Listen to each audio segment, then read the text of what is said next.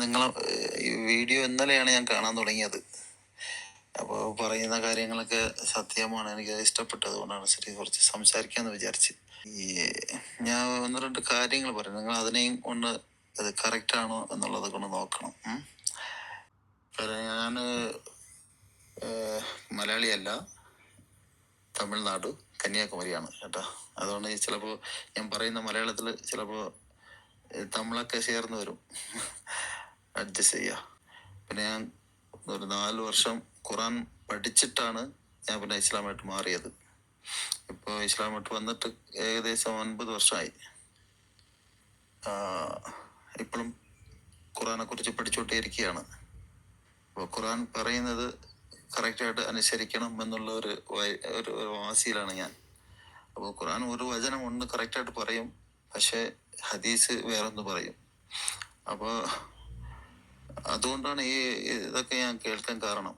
ഞാൻ ക്രിസ്ത്യനിലിരുന്നപ്പോൾ ബൈബിളിൽ ഒരിക്കലും പറയുന്നില്ല യേശു ക്രിസ്തുവിനെ ദൈവമായിട്ട് ബൈബിൾ പറയുന്നില്ല. പക്ഷെ നമ്മൾ പറഞ്ഞു തരുന്നത് ആര്?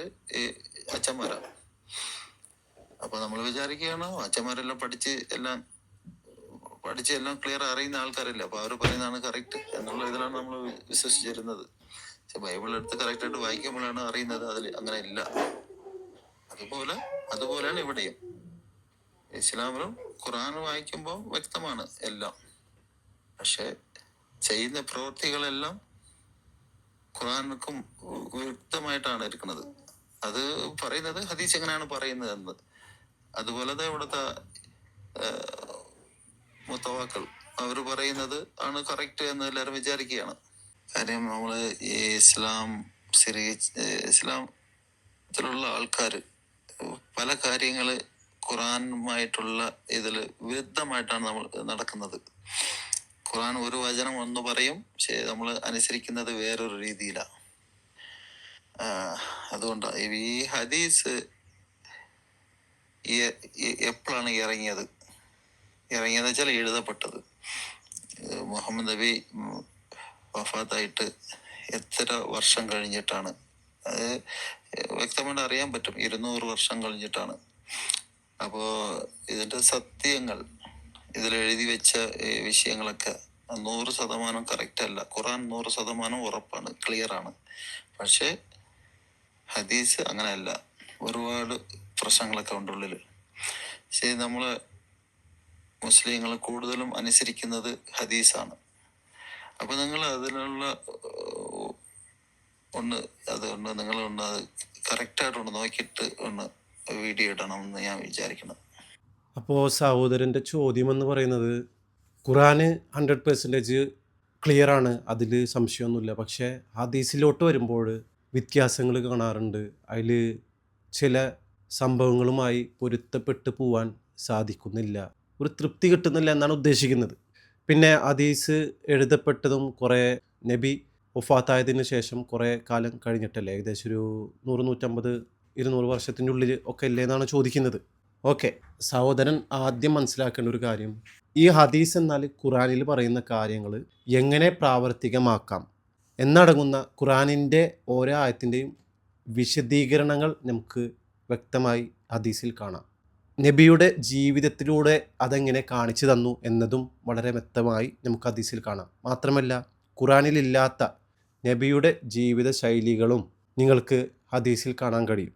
അപ്പോൾ തീർച്ചയായിട്ടും ഹദീസിലെ എല്ലാം നമുക്ക് 100% ഓക്കെ ആണെന്ന് പറയാൻ പറ്റത്തില്ല. അതിൻ്റെ ഒരു കാരണം ഹദീസ് 3 ഭാഗങ്ങളായിട്ട് തരംതിരിച്ചിട്ടുണ്ട്: ലൊയ്ഫ്, ഹസൻ, സ്വഹീഹ് എന്ന് പറഞ്ഞുകൊണ്ട്. അതായത് ദുർബലമായതും നല്ലതും ബലമുള്ളതും എന്നിങ്ങനെ 3 വിഭാഗങ്ങളായി തരംതിരിച്ചിട്ടുണ്ട്. ഇതിലെ ഓരോ കാര്യങ്ങളും നമ്മൾ അതിനെ അടിസ്ഥാനമാക്കി വേണം പരിശോധിച്ച് നോക്കാൻ.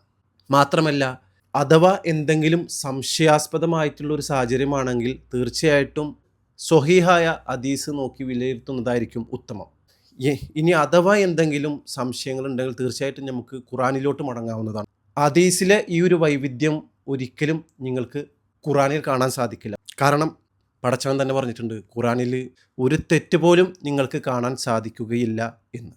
പിന്നെ നബിയുടെ കാലശേഷം കുറേ കഴിഞ്ഞിട്ടാണ് ഹദീസ് ക്രൗഡീകരിക്കപ്പെട്ടത് എന്ന് പറയുന്നത് ഒരർത്ഥത്തിൽ ശരിയാണ്. കാരണം ഔദ്യോഗികമായി ക്രൗഡീകരിക്കപ്പെട്ടത് എന്ന് വേണം പറയാൻ.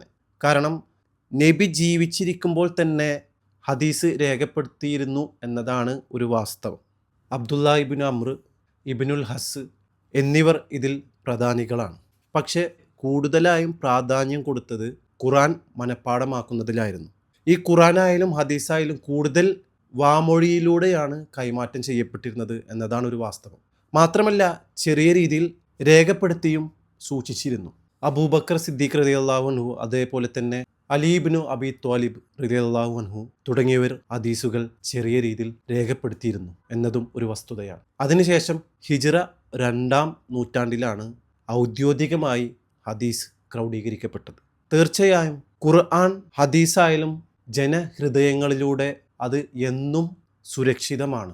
ഈവൻ ഇപ്പോഴുള്ള എല്ലാ രേഖകൾ തന്നെ കത്തിച്ചു കളഞ്ഞാലും യാതൊരു മാറ്റവുമില്ലാതെ ഒരു അക്ഷരം പോലും തെറ്റാതെ ഇന്നും പുറത്തിറക്കാൻ സാധിക്കുന്നതും അതുകൊണ്ട് തന്നെയാണ്. ആ ഒരു രീതിയിൽ തന്നെയായിരുന്നു നബി ജീവിച്ചിരുന്നപ്പോഴും മരണശേഷവും ഖുർആനായാലും ഹദീസായാലും കൈമാറ്റം ചെയ്യപ്പെട്ടിരുന്നത്. ഈ ഹദീസിന്റെ ക്രൗഡീകരണം എന്ന് പറയുമ്പോൾ അതിൽ ഏറ്റവും വിശ്വസ്തമായത് സാക്ഷികൾ ഉൾപ്പെടെ നിരവധി പരിശോധനകൾക്ക് ശേഷമാണ് ഈ ക്രൗഡീകരണം പൂർത്തിയായത് എന്നതും ഒരു വസ്തുതയാണ്.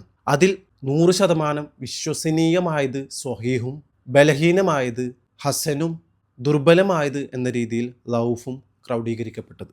വേറെയൊരു പ്രത്യേക കാര്യം കൂടി സഹോദരൻ മനസ്സിലാക്കണം. ഇസ്ലാം എന്നത് ഒരാളുടെയും വാക്കുകളിലോ പ്രവൃത്തികളിലോ വിശ്വസിക്കുക എന്നുള്ളതല്ല. ഏതൊരു പണ്ഡിതൻ ഉപദേശം തന്നാലും അതിലെന്തെങ്കിലും സംശയമുണ്ടെങ്കിൽ തീർച്ചയായും ഖുർആനിലെയും ഹദീസിലെയും രേഖകൾ നമ്മൾ തീർച്ചയായും പരിശോധിച്ച് നോക്കേണ്ടതാണ്. ഈ പണ്ഡിതൻ പറഞ്ഞതുമായി എന്തെങ്കിലും യാഥാർത്ഥ്യം അതിലുണ്ടെങ്കിൽ മാത്രമേ ആ ഒരു ഉപദേശം എടുക്കാവൂ. അത് പ്രത്യേകം ശ്രദ്ധിക്കുക. കാരണം നമ്മൾ പിൻപറ്റേണ്ടത് ഖുർആനിനെയും സ്വഹീഹായ ഹദീസിനെയുമാണ് എന്ന കാര്യം പ്രത്യേകം ശ്രദ്ധിക്കുക.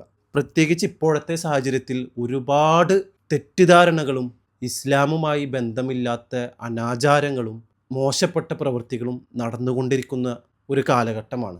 അതിൻ്റെ ഒക്കെ പഴി ഏറ്റുവാങ്ങുന്നത് വിശ്വാസികളായിട്ടുള്ള ഇസ്ലാം സമൂഹമാണെന്നുള്ളതാണ് ഖേദകരമായ ഒരു വസ്തുത. പക്ഷേ സത്യം എത്ര നാൾ മൂടി വെച്ച് കഴിഞ്ഞാലും അത് മറ നീക്കി പുറത്തു വരും എന്നതും ഒരു യാഥാർത്ഥ്യമാണ്. ബുദ്ധിയുള്ളവർക്ക് ചിന്തിച്ചു നോക്കിയാലും ഖുർആനും ഹദീസും ഇപ്പോഴും നമ്മുടെ മുന്നിൽ ഒരു മാറ്റവുമില്ലാതെ ഇരിക്കെ പിന്നെ എന്തിനാണ് ഇങ്ങനെയുള്ള കപടമായിട്ടുള്ള ഉപദേശങ്ങളിലും ദുരാചാരങ്ങളിലും നമ്മൾ പെട്ടുപോകുന്നത് എന്നത് ചിന്തിക്കേണ്ട ഒരു യാഥാർത്ഥ്യമാണ്. അതുകൊണ്ട് തന്നെ എന്തെങ്കിലും സംശയങ്ങൾ ഉണ്ടെങ്കിൽ തീർച്ചയായും നിങ്ങൾ മടങ്ങേണ്ടത് ഖുർആനും സ്വഹീഹായ ഹദീസിലേക്കുമാണെന്ന് ഞാൻ വീണ്ടും ഓർമ്മിപ്പിക്കുന്നു. സഹോദരന് ചോദ്യത്തിനുള്ള ഉത്തരം വളരെ കൃത്യമായി ലഭിച്ചു എന്ന് വിചാരിക്കുന്നു. തീർച്ചയായും ഖുർആനും ഹദീസും അനുസരിച്ച് പോകുന്ന ഒരു വിശ്വാസിക്ക് ഒരിക്കലും മറ്റൊരു മനുഷ്യനെ, അത് ഏതു മതക്കാരനായാലും വാക്കുകൊണ്ട് പോലും നോവിക്കാനായിട്ട് സാധിക്കത്തില്ല എന്നതാണ് ഒരു യാഥാർത്ഥ്യം.